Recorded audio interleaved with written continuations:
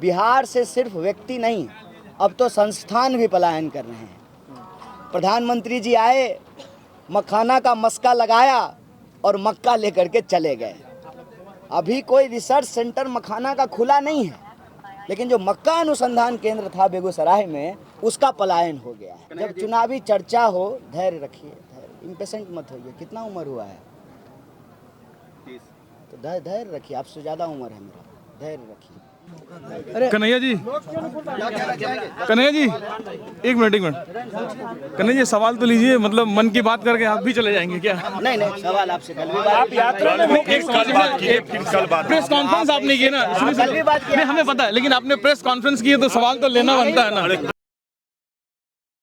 31वां गांधी आश्रम से चलकर आज चंदनबाड़ा पहुंची है। आप जानते हैं कि हम जिस तरीके से इस यात्रा को लेकर जा रहे हैं, उस यात्रा का मकसद पलायन को रोकना, छात्र और युवा जो हमारे बीच हैं उनको सम्मान की जिंदगी देना है। इसी को लेकर हम इस यात्रा को आगे बढ़ा रहे हैं। हमारे बीच प्रेस कॉन्फ्रेंस के लिए तमाम विशिष्ट अतिथि उपलब्ध हैं। हम आप तमाम साथियों का एक एक करके परिचय कराते हैं, उसके बाद हम अपने सीधे उनसे बातचीत करेंगे। हमारे बीच हैं पलायन, आज हमारा थीम है इस प्रेस कॉन्फ्रेंस का। उस थीम पर बातचीत करने के लिए दुलारे खान जी मौजूद हैं। साथ ही साथ हमारे बीच यूथ कांग्रेस के प्रदेश अध्यक्ष शिव प्रकाश गरीबदास जी उपलब्ध हैं। साथ ही साथ इस मंच पर प्रखंड अध्यक्ष मोहम्मद इम्तियाज अख्तर जी मौजूद हैं। साथ ही साथ पूर्वी चंपारण जिला कांग्रेस अध्यक्ष गप्पू राय जी हैं और कन्हैया कुमार जी हैं। हम सबसे पहले इस प्रेस कॉन्फ्रेंस को शुरू करें, उसके पहले मीडिया कर्मियों से एक रिक्वेस्ट है। इस प्रेस कॉन्फ्रेंस के अंत में एक एक करके 2-3 सवालों को बस लेंगे, एक एक करके, इसका ख्याल रखेंगे आप तमाम लोग। हम साथ ही आपको बता दें कि हमारा आज पलायन जिस तरीके से बिहार के युवाओं के सम्मान को चोट पहुंचा रही है, हमारे बीच पलायन से पीड़ित बेरोजगार हैं, युवा हैं, दुलारे खान जी हैं। हम उनको अपनी बात कहने के लिए आपके बीच में प्रस्तुत करते हैं। नमस्ते, मेरा नाम दुलारे खान है, मैं ढाका का रहने वाला हूँ। मैं MA पास होने के कारण आज भी बेरोजगार हूँ और मैं दिल्ली गया था काम करने के लिए, तो मुझे 8,000 रुपये सैलरी पे काम कराया गया और वहाँ को मुझे लज्जित किया गया, बिहारी करके बुलाया गया। आज बिहार से मैं इसलिए गया कि मुझे रोज़गार चाहिए था 20 बाल बच्चे को पालने के लिए। मैं अपने माँ बाप, भाई बहन, बीवी, बच्चे को छोड़ कर गया, फिर भी मुझे रोज़गार मिला 8,000 रुपये में। 8,000 रुपये से क्या होने वाला है आज के ज़माने में। इसलिए मैं चाहता हूँ कि बिहार में फैक्ट्री आए, रोज़गार मिले लोगों को, कंपनी आए, लेकिन 15 साल 20 साल से सरकार होने के बाद भी एक भी कंपनी, एक भी फैक्ट्री नहीं आया। और मैं दिल्ली में कितने बार गया दिल्ली काम करने, फिर भी मुझे 8,000 से ज़्यादा सैलरी नहीं मिला। आप लोगों से गुजारिश है कि सरकार को बात पहुंचाइए और हमें एक बार हम सब बेरोजगारों को नौकरी देने का कृपा की जाए कि हम नौकरी चाहते हैं, इसलिए कि हमें अपना घर पालना है। और मैं ये कांग्रेस द्वारा जो ये आंदोलन चल रहा है उस पर कोई सपोर्ट करने के लिए मैं दिल जान से हूँ कि बिहार वासियों को हमारे नौकरी मिलेगा, आगे बढ़ेंगे, सब लोग को रोजगार मिलेगा, सब कोई अपना अपना अच्छे से काम करेंगे और हमें बाहर जाने की ज़रूरत नहीं पड़ेगा। इसलिए आप लोग से रिक्वेस्ट है कि आप लोग सरकार तक ये बात पहुंचाने की कोशिश करें। धन्यवाद। अब हम अपने प्रखंड अध्यक्ष कांग्रेस कमेटी के मोहम्मद इम्तियाज अख्तर जी हैं, उनसे आग्रह करेंगे कि वो अपनी बातों को संक्षिप्त में रखें। NUCI और यूथ कांग्रेस के साझा कार्यक्रम पलायन रोको नौकरी दो यात्रा के चौथे दिन ये यात्रा ढाका प्रखंड के चंदरबाड़ा पंचायत चंदरबाड़ा गांव में पहुंची है। जिस तरह का समर्थन हम लोग को शुरुआत दिनों से भितियारवा से मिलता आया है, आज भी ढाका के लोगों ने, खासकर आधी आबादी ने जिस तरह से इसमें योगदान देने का काम किया है, हम लोग इससे उत्साहित हैं और समझ रहे हैं कि आगे भी इस तरह का जन समर्थन हम लोग को मिलता रहेगा और हम लोग सरकार पर पूरी तरीके से दबाव बनाने में कामयाब रहेंगे कि आगे जब भी चुनाव हो बिहार का तो मुद्दे पर चुनाव हो कि बिहार का क्या क्या मुद्दा है, पलायन क्यों हो रहा है, नौकरी करने के लिए बाहर लोगों को क्यों जाना पड़ रहा है, क्यों बच्चे तैयारी कर रहे हैं कंपटीशन का और पेपर लीक हो जा रहा है, इस पर बात होगी और इस पर चुनाव होगा और लोग जागरूक होंगे और लोग पलायन नहीं करेंगे, नौकरी यहीं मिलेगी, ऐसा सुविधा मिल पाएगा सरकार की तरफ से, ऐसी हम लोग अपेक्षा करते हैं। धन्यवाद। हमारे बीच जिला कांग्रेस अध्यक्ष गफूर राय जी हैं। हम चाहेंगे कि वो संक्षिप्त में अपनी बातों करें। आज भोरवा से चलकर चंदनबाड़ा पहुंचे हुए चौथे दिन पद यात्रा है, इसके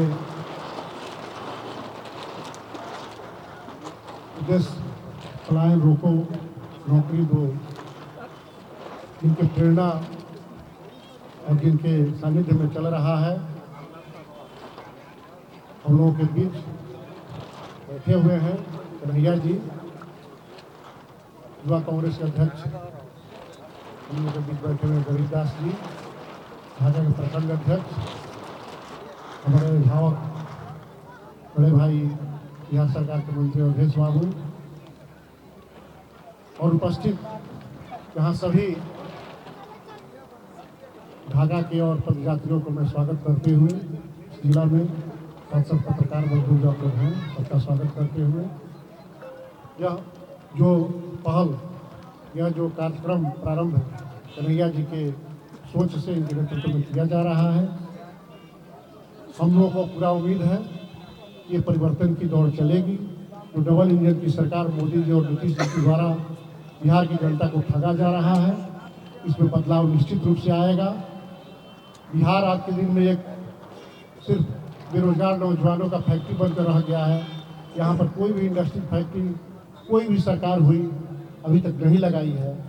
अगर कुछ बड़े फैक्ट्री लगे थे तो देखिएगा कांग्रेस के समय ही लगे थे।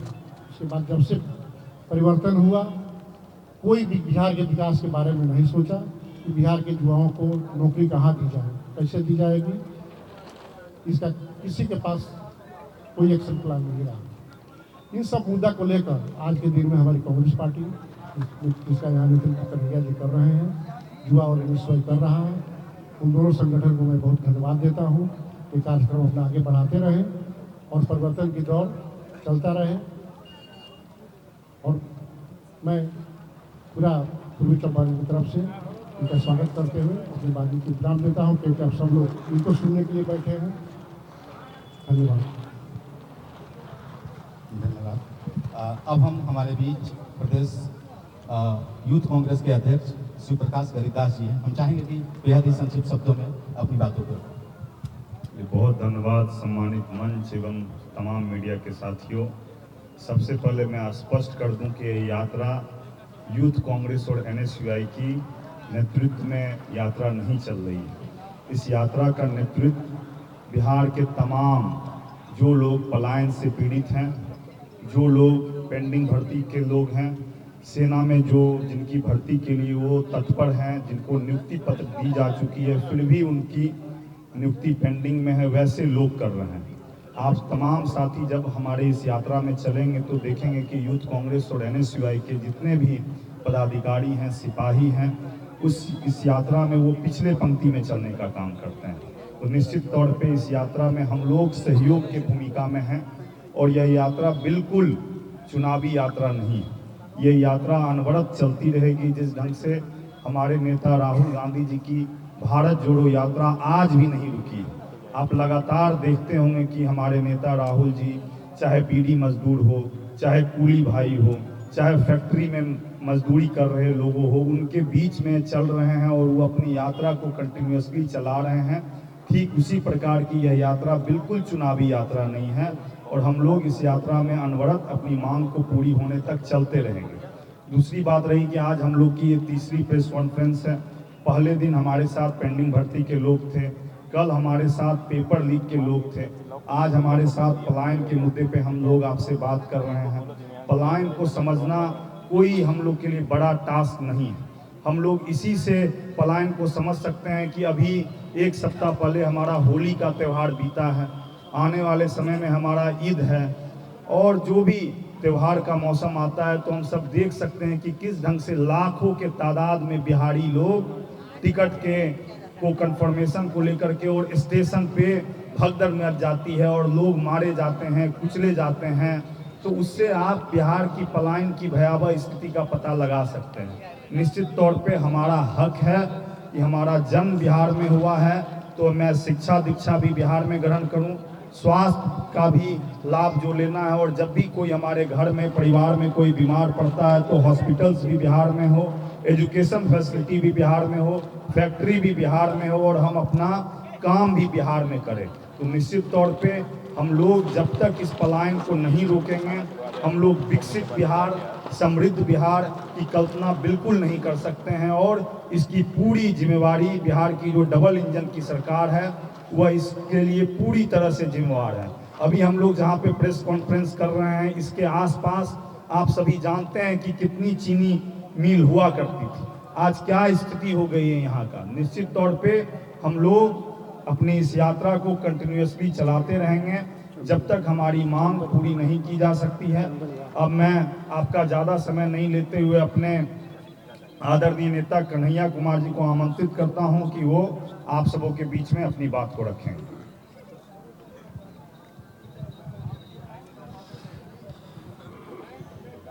पत्रकार साथियों, मैं इसको रख के बात करूँगा।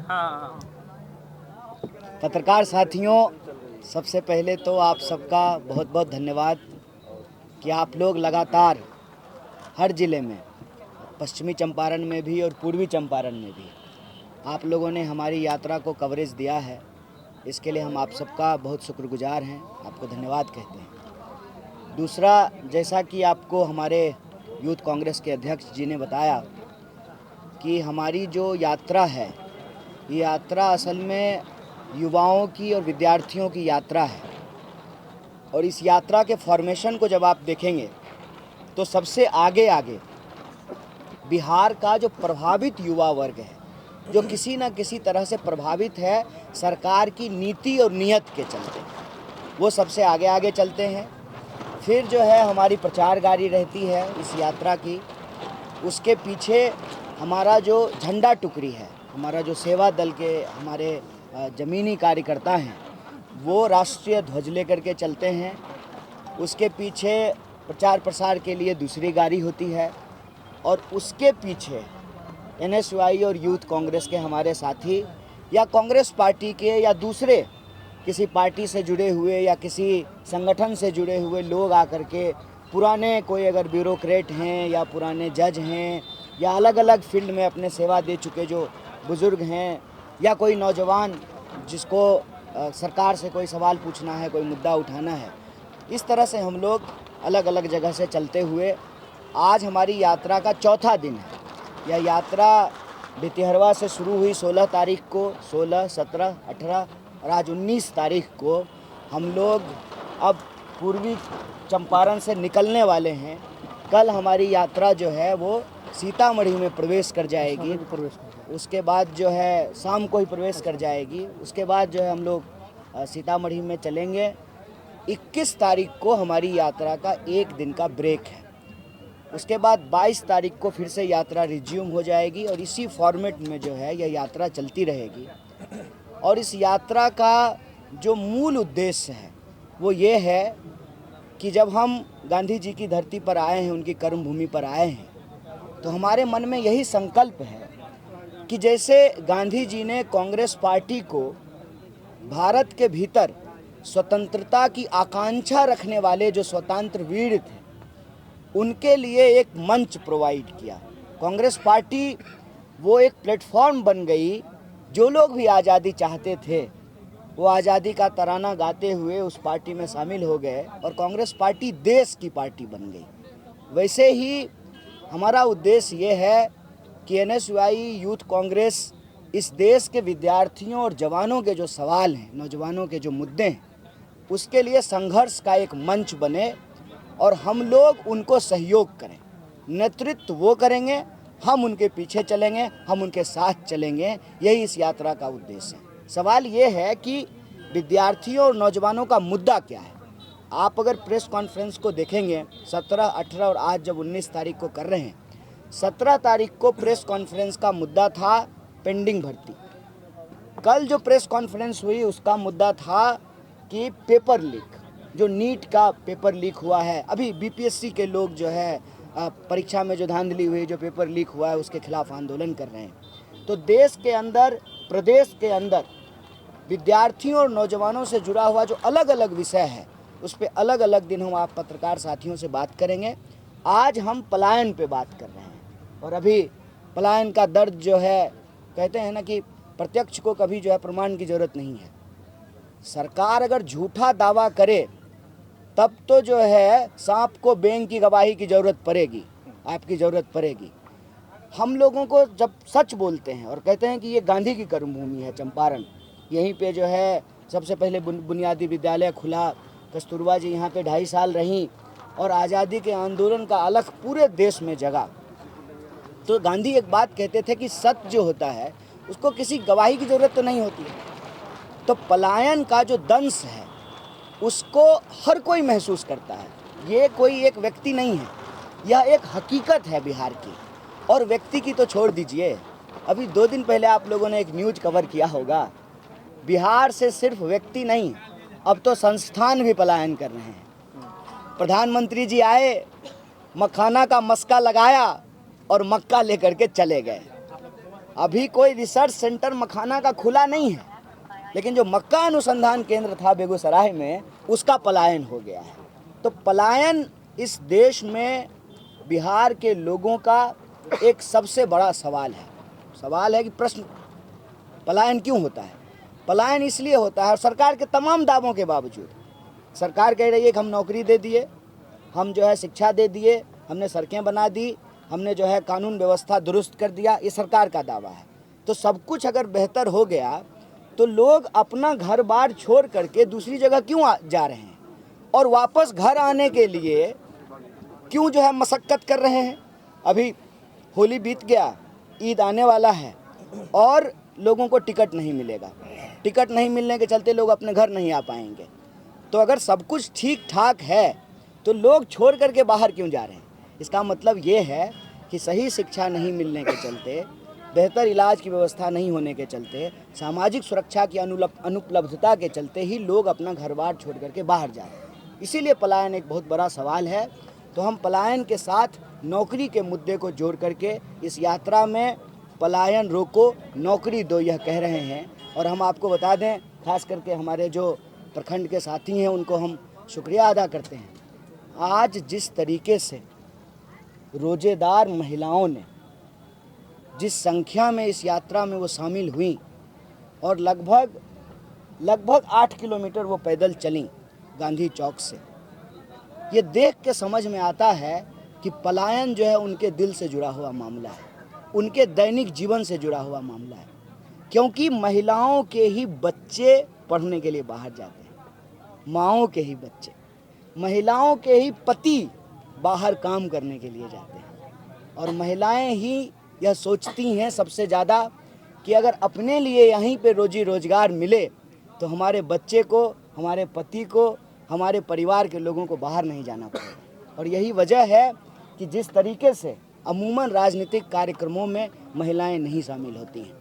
आपको पता है कि बिहार में आज भी जो है राजनीति ज़्यादातर पुरुषों के लिए सुरक्षित जगह है, महिलाओं की हिस्सेदारी कम रहती है। लेकिन आज हमारी रैली में पुरुषों की संख्या से ज़्यादा महिलाओं की संख्या थी। और ये दर्शाता है कि जब आप एक सही उद्देश्य लेकर के चलते हैं तो लोगों का जन समर्थन मिलता है।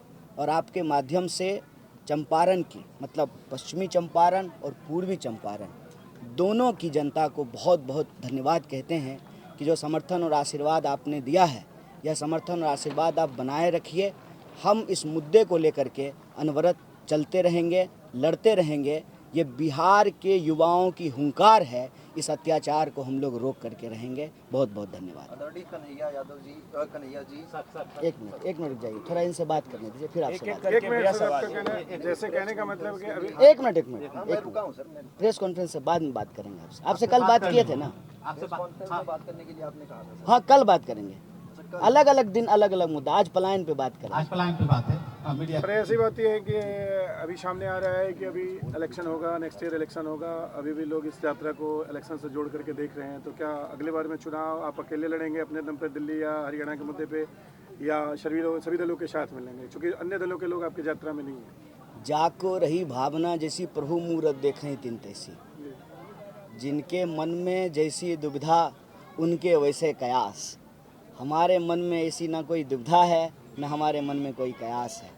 हमारे लिए तो एक ही लक्ष्य है, इस यात्रा के चुनाव से सिर्फ इतना संबंध है कि कल को हर पार्टी, मैं कह रहा हूँ हर पार्टी, मेरी पार्टी भी घोषणा पत्र बनाए तो नौकरी के सवाल को प्रमुखता से जो है अपने घोषणा पत्र में शामिल करें। कल को जब मीडिया का दरबार लगे तो उस टीवी स्टूडियो के बहस में जो है इनका दर्द जो है ना उसको उकेरा जाए, उसके बारे में बात की जाए।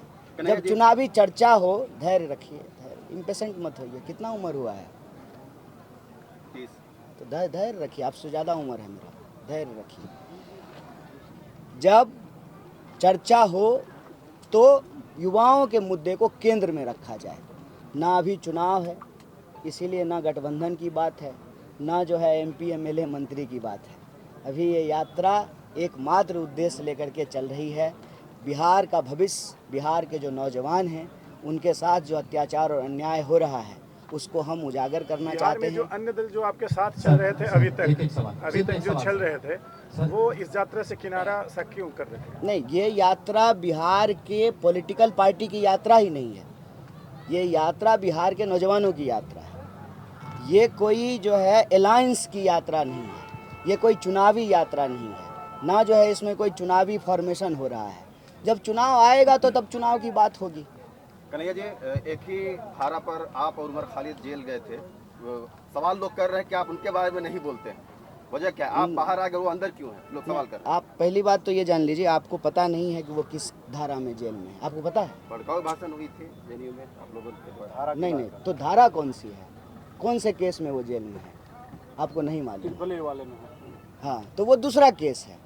सवाल ये है कि आप जब यहाँ आए हैं तो मेरा आपसे निवेदन है कि अलग अलग समय पे अलग अलग विषय वस्तु होता है। आज का विषय वस्तु नौकरी और पलायन है, इसलिए नौकरी और पलायन की बात कर रहे हैं। जब राजनीतिक बंदियों की बात होगी, सरकार के जो दमनकारी कानून हैं जिसके तहत इस देश में बोलने वाले लोगों को जेल में बंद किया जाता है, जब उसका प्रेस कॉन्फ्रेंस होगा तो उसके बारे में बात करेंगे। अब आप बताइए कि हंसुआक ब्याह हम खुरपी का गीत गाएंगे तो कौन सुनेगा? और ये जो लोग बैठे हुए हैं, जो सैकड़ों लोग चल रहे हैं, तो फिर वो कहेंगे कि आप तो हमारा मुद्दा ही नहीं उठाते हैं। और आप पत्रकार हैं तो मैं ये उम्मीद करता हूं कि आप कम से कम ठोस जानकारी के साथ प्रश्न करेंगे, है ना? अब हो गया, आप दूसरा मैं ये जानना चाहता हूँ कि चुनाव से ठीक पहले ही यात्रा हो रही है, इसका चुनाव पे भी असर पड़ेगा। तो मैं ये जानना चाहता हूँ कि इस बार का जो इलेक्शन होगा उसमें क्या बेरोजगारी और पलायन जो है मुद्दा बनेगा? जात पात का जो मुद्दा रहता है और चीज़, ये मुद्दा बन पाएगा आम जनता के लिए? देखिए, चुनाव जिस पैटर्न पे होता आया है, चुनाव उस पैटर्न पे होगा, ये हम उसकी भविष्यवाणी नहीं कर सकते हैं, लेकिन हमारी कोशिश ज़रूर है। कहते हैं ना कि हो गई है पीर पर्वत सी पिघलनी चाहिए, इस हिमालय से कोई गंगा निकलनी चाहिए। हमारी कोशिश ज़रूर है कि हम हवाई बात ना करें, हम ज़मीन पर चलें, लोगों से मिलें, उनके मुद्दे जो हैं वाकई जिससे वो परेशान हैं उसके बारे में पता चले। अब मैं आपको एक उदाहरण देता हूँ। अगर हम ढाका से पैदल नहीं आए होते चंदनबाड़ा तो हमको पता नहीं चलता कि भारतमाला नाम का कोई प्रोजेक्ट चल रहा है। और भारतमाला प्रोजेक्ट के तहत जो किसानों और ग्रामीणों का ज़मीन अधिग्रहित किया गया है, अधिग्रहण हुआ है उसका, उसमें जो है लोगों को मुआवजा नहीं मिल रहा है, औने पौने दाम दिए गए हैं। क्योंकि आपको मालूम है सर्किल रेट अलग होता है और मार्केट रेट अलग होता है। यह जो इलाका है ये बॉर्डर का इलाका है। यहाँ जो नरकटियागंज में ज़मीन का मार्केट रेट है जो रक्सौल में ज़मीन का मार्केट रेट है, जो बरगिनिया में मार्केट रेट है, जो ढाका में मार्केट रेट है, वो दिल्ली के बसंत कुंज में नहीं है, बसंत विहार में नहीं है, मुंबई में वैसा रेट नहीं होगा। क्यों? क्योंकि यहाँ एक इंटरनेशनल ट्रेड का मामला है। तो यहाँ के जो किसान हैं वो उम्मीद करते थे कि हमको मुआवजा मार्केट रेट के हिसाब से मिलेगा। मार्केट रेट का हिसाब तो छोड़ दीजिए, एक जो है न्यायपूर्ण मुआवजा भी उनको नहीं मिला है। किसी को 3 लाख, किसी को 4 लाख। क्या पत्रकार जी, मैं शायद ठीक बोल रहा हूँ, आप ये भी उठाइए ना आप कभी कभी पत्रकार जी। 4 लाख जो है मात्र मिला है उनको कट्ठा, और मार्केट रेट पता कीजिएगा 20 लाख 25 लाख रुपए कट्ठा है। अभी मट्टी भरा रहा है, धूरा उड़ रहा है, एकदम लगता है बागमती नदी का। इस परिस्थिति में जो लोग रह रहे हैं, वो जब पैदल चलेंगे ज़मीन पे तभी पता चलेगा ना कि क्या हालत है लोगों की, तभी तो रास्ता मालूम होगा। कल को जब चुनाव आएगा, हम ये थोड़ी कि हम पॉलिटिकल पार्टी हैं, NGO तो है नहीं, हम चुनाव तो लड़ेंगे ही। हमारा गठबंधन कोई आधिकारिक घोषणा तो हुई नहीं है, गठबंधन होगा, चुनाव लड़ेंगे, कैंडिडेट होगा, चुनाव प्रचार होगा, घोषणा पत्र बनेगा, लेकिन हम ज़मीन पर रहेंगे तब तो हमको पता चलेगा कि लोगों का मुद्दा क्या है। और हमने कहा कि हमारी पार्टी का उद्देश्य यही है कि इस पार्टी ने देश को आज़ादी दिलाई और इस पार्टी को ही इस देश की आज़ादी और संविधान को बचा करके रखना है। तो देश की आज़ादी और संविधान को अगर बचा करके रखना है तो जो प्रभावित वर्ग है ये उसका मंच बनेगा, सिर्फ MP MLA बने का मंच नहीं बनेगा। संघर्ष का मंच जब तक नहीं बनेगा तब तक MP MLA बना करके क्या करेंगे? रिजॉर्ट खेलने लगता है लोग चुनाव के बाद। चुनी हुई सरकार खरीद ली जाती है, MLA का रेट पूछा जाता है। हॉर्स ट्रेडिंग कहते हैं ना, गधों के व्यापार को हॉर्स ट्रेडिंग कहा जाता है। जो अपना ईमान बेच रहा हो 2-4 करोड़ के लिए, उन गधों के व्यापार को हॉर्स ट्रेडिंग कहते हैं। चुनी हुई सरकार तो खरीद ली जाती है। तो कांग्रेस पार्टी देश की पार्टी कैसे बनी? गांधी जी ने इसको देश का पार्टी कैसे बनाया? गांधी जी भी तो सूट बूट पहने थे, लंदन में पढ़े थे। क्या जरूरी था उनको चंपारण के जो है इस इलाके में? आज का नेता नहीं आएगा इन इलाकों में जहां गांधी जी आज़ादी से पहले आ गए। तो कांग्रेस पार्टी देश की पार्टी बनी, देश के लोगों के सवालों पर लड़ करके। संघर्ष का मंच कांग्रेस पार्टी बनेगी। चुनाव भी होगा, हम चुनाव लड़ेंगे, हम लोकतंत्र में भरोसा करने वाले लोग हैं, बिल्कुल चुनाव लड़ेंगे। हमको नहीं लगता है कि कोई क्रांति बंदूक से आती है, चुनाव से आती है, हमको लगता है। इसीलिए तो जो है हम इसके सदस्य हैं। तो जब चुनाव होगा चुनाव लड़ेंगे, लेकिन अभी चुनाव नहीं हो रहा है, अभी संघर्ष हो रहा है। और जब हम संघर्ष में हैं तो जो हमारा मेन मुद्दा है पलायन का और नौकरी का, उसको उठा रहे हैं। साथ ही साथ जो लोकल इशूज़ हैं, जब हम चल रहे हैं तो लोग आकर के बता रहे हैं। जब हम लोग बेतिया में थे, लोगों ने आकर के बताया कि चनपटिया का जो है ना चीनी मिल बंद पड़ा हुआ है, ये चीनी मिल चालू होना चाहिए। अभी जो है हमारे कई साथियों ने जो कहा कि इस इलाके में बहुत सारा चीनी मिल हुआ करता था। जब से महाराष्ट्र में चीनी मिल खुलना शुरू हुआ, बिहार का चीनी मिल बंद होना शुरू हो गया। पूरा का पूरा इस देश में जो गन्ना का बेल्ट था वो मुजफ्फरनगर से शुरू होता था और मुजफ्फरपुर तक आता था। और ये आपको मालूम है कि ये जो शिवहर जिला बना है, सीतामढ़ी जिला बना है, वो तो मुजफ्फरपुर ज़िले से ही अलग होकर के बना है। यहाँ लोगों को यह मालूम नहीं है कि मुजफ्फरपुर की अपनी कोई भाषा भी है। लोग भूल गए कि मुजफ्फरपुर की भाषा बज्जिका है। आज आपको कोई बज्जिका में बोलता हुआ लोग नहीं मिलेगा। हमारा इतिहास मिटाया जा रहा है, हमारा पहचान मिटाया जा रहा है। और राजनीति में सिर्फ चुनाव, गठबंधन, सीट, मंत्री, मुख्य, अरे होने दीजिए। आबाद रहे लोकतंत्र, जिंदाबाद रहें सरकारें, इसमें कोई दिक्कत नहीं है। लेकिन प्रश्न ये है कि अगर संघर्ष का मंच नहीं होगा, विपक्ष अगर अपना काम नहीं करेगी तो लोकशाही बचेगा? देख लीजिए आज बिहार में क्या अफसरशाही की हालत है, ईमानदारी से बता दीजिए। और अगर ये कहना शुरू कीजिएगा, मैं बड़े दुख के साथ यह बात कह रहा हूँ, पत्रकारों का जीवन सुरक्षित नहीं बचेगा। माफिया, गुंडा और जो करप्ट अफसरशाही है, उसका जो गठजोड़ है, उसमें जो है ईमानदारी की रिपोर्टिंग करना आसान काम नहीं है। कौन ऐसा डिपार्टमेंट में जो बिना कमीशन का काम हो रहा है, बता दीजिए तो। एक डिपार्टमेंट का नाम बताइए, एक डिपार्टमेंट का नाम बताइए। और अफसरों के घर से जो है 5-5 करोड़ रुपया मिल रहा है। कहाँ से आ रहा है 5 करोड़ रुपया? जनता का लूटा हुआ पैसा है ना। तो लोकशाही को अफसरशाही में बदल दिया गया है। 2-4 अफसर जो है पूरे बिहार को चला रहे हैं। ये सवाल है हमारे सामने। अगर हम बिहार के लोगों के मुद्दा को केंद्र में नहीं लाएंगे तो कल को चुनाव हो करके चला जाएगा, लेकिन जो असली साजिश है वो पता चलेगी क्या? भाजपा चाहती है कि एन केन प्रकारेण बीजेपी का मुख्यमंत्री हो बिहार में, जैसे अन्य प्रदेशों के संसाधन को अदानी के हाथों में सौंपा जा रहा है, वही बिहार में करने की साजिश है। और आप अगर पत्रकार हैं तो शायद आपको ये मालूम भी हो कि यहाँ जो है बेतिया महाराज के ज़मीन के साथ क्या खेला होने वाला है फूड पार्क के नाम पे। पता लगाइए, रिपोर्ट कीजिए। हम तो आपसे भी आह्वान करते हैं कि आपका भी मंच है। अरे कैमरा माइक रख दीजिएगा, आकर के हमारे साथ चलने लगेगा तो ये आपका भी मंच है। और कैमरा माइक पकड़े हुए हैं तब भी आपका मंच है। निवेदन यही है कि बिहार का युवा बहुत परेशान है। आप रोते बिलखते नौजवानों से जाकर के बात कीजिए। मैं बार बार उनको कहता हूं कि अपने मुंह पे जो है ना, आप मरने की बात मत कीजिए। मरना नहीं है, अपने हक के लिए लड़ना है। मरने की हालत ये है, ये नोट कर लीजिएगा आंकड़ा, 1 घंटे में 2 नौजवान आत्महत्या कर रहा है। घड़ी का काटा जब 1 होंगे। इस देश में 80 करोड़ लोग 5 किलो अनाज में जी रहे हैं और एक पूंजीपति अपने एक बेटा का ब्याह करने के लिए 5,000 करोड़ रुपया खर्च किया। पर्सनल चिड़ियाघर बनाया। आपका पर्सनल तौलिया नहीं होगा, आपका पर्सनल कंघी नहीं होगा घर में, उसके पास पर्सनल चिड़ियाघर है जिसमें प्रधानमंत्री जाकर के मदारी का खेला कर रहे थे कैमरा लेकर के। ये सवाल है, इस सवाल को लेकर के हम लोगों को चलना है, क्योंकि ये देश जितना हेलीकॉप्टर वालों का है ना, उतना ही साइकिल वालों का है। यही सवाल लेकर के हम लोग चल रहे हैं और हम इस मिट्टी पे पैदा हुए हैं, इसी मिट्टी में मरेंगे। जो जन्मभूमि है वही कर्मभूमि बने, यही इस यात्रा का उद्देश्य है। आप सब लोगों से भी यही निवेदन है कि आप हमारी यात्रा को जो समर्थन कर रहे हैं वो समर्थन देते रहिए। और यह सवाल हम सब का सवाल है, हम सब मिल करके इसको लड़ेंगे और जीतेंगे। आप सभी का सवाल नहीं, धन्यवाद। 2 अपडेट है, 2 अपडेट। अब हम लोग चलते चलते बात कर लेंगे। हम आपके रोड पे रहेंगे। कन्हैया जी, कन्हैया जी, एक मिनट।